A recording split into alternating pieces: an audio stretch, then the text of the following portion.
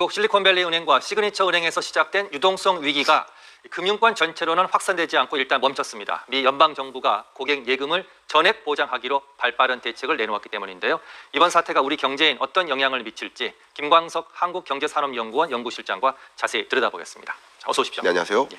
실리콘밸리 은행, 우리한테는 좀 생소합니다. 미국에서는 40년 역사를 가지고 있는 은행이에요. 그 은행이 불과 이틀 만에 파산했습니다. 도대체 무슨 일이 있었던 겁니까? 경과를 좀 말씀드리면 여러분이 이해하기가 좋을 것 같은데요.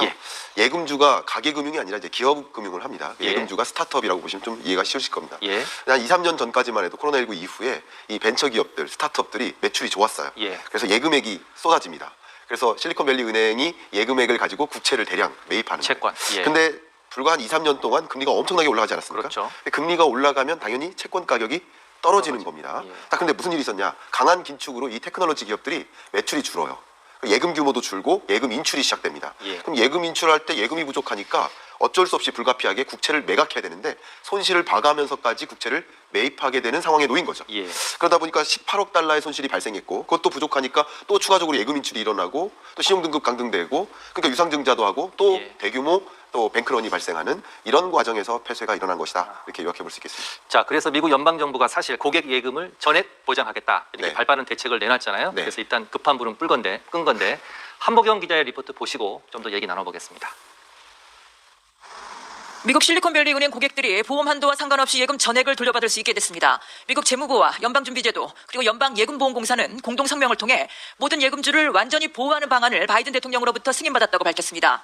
이에 따라 실리콘밸리 은행의 모든 예금주는 현지 시각 13일 월요일부터 은행에서 예금 전액을 찾아갈 수 있습니다. 미국 연방금융당국의 예금 보장 한도는 25만 달러, 우리 돈 3억 3천만 원 가량인데 지난해 말 기준으로 실리콘밸리 은행의 예치금 중 95%가 비보호 예금으로 추산됩니다. 때문에 실리콘밸리 은행의 주요 고객인 신생 기술 기업들의 연쇄 도산 가능성이 제기된 바 있습니다.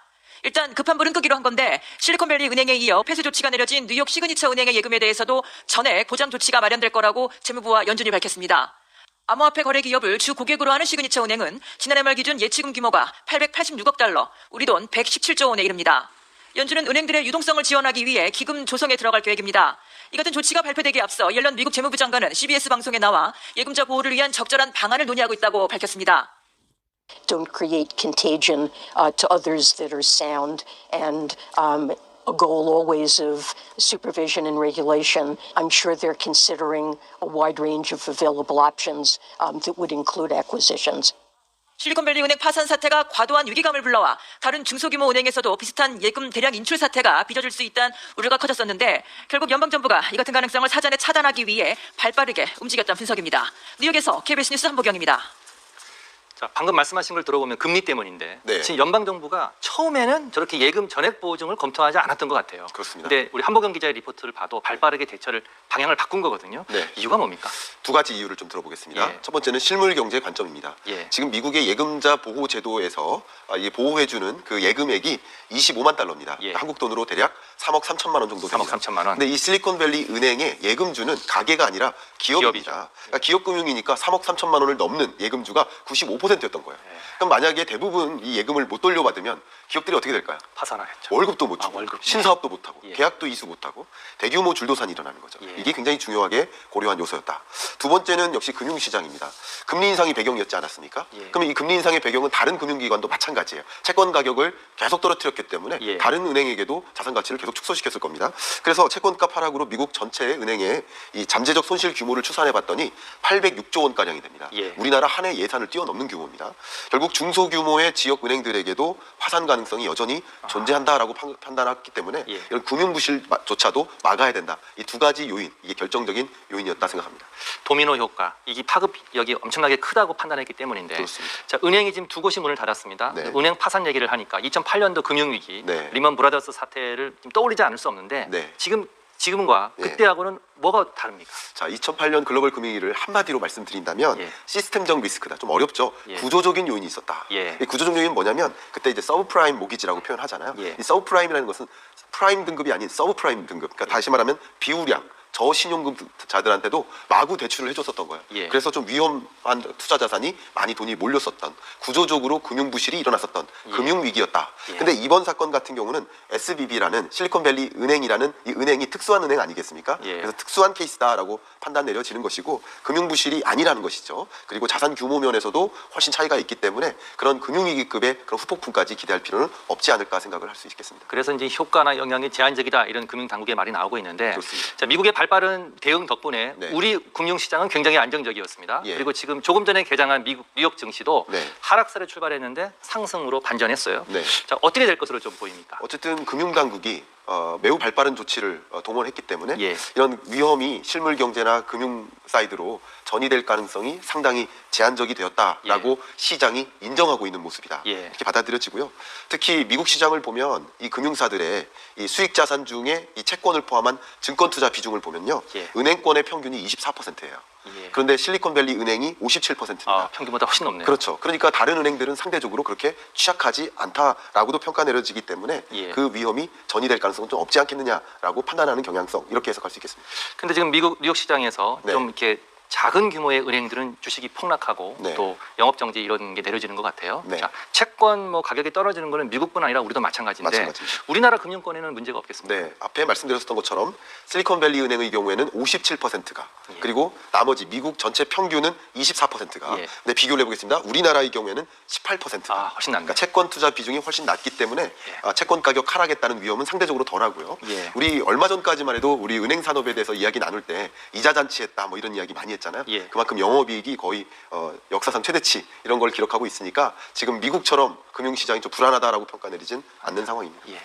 설명해 주신 대로 이제 미국 은행의 파산은 고금리 때문인데요. 자, 그렇습니다. 지금 뭐 내일 발표되는 소비자 물가 지수 그리고 다음 주에 있을 미국 연방의 어떤 금리 정책 네. 굉장히 주목이 되고 있는데 맞습니다.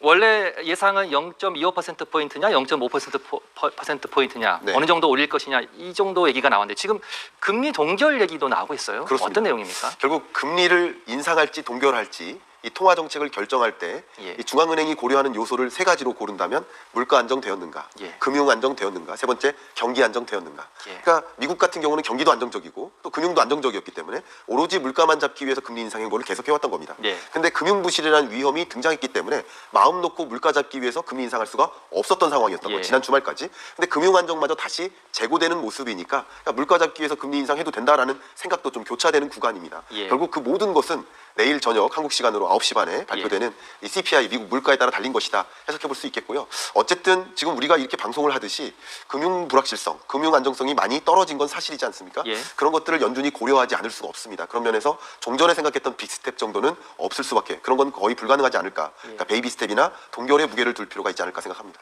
마지막 질문 하나 더 드리겠습니다. 짧게 네. 좀 말씀 부탁드릴게요. 우리 정부가 내일 예정에 없던 긴급 점검회의를 개최합니다. 네. 어떤 부분들이 좀 점검이 돼야 될 것으로 보입니까? 예금자 보호제도의 대상이 되기도 하지만 예. 주식 투자라든가 채권 투자 같은 경우 보호의 대상이 아닙니다. 예. 근데 국민연금 같은 경우도 SBB 파이낸셜 그룹에 10만 주 투자를 했고요. 이게 약 300억 원의 손실이 났습니다. 그뿐 아니라 국내 기관이나 개인 투자자들도 직접 투자를 했거나 간접 예. 투자를 했습니다. 예. 그런 영향들도 분명히 금융부실로 연결이 될 수 있겠다라고 보고 있는 것이고요.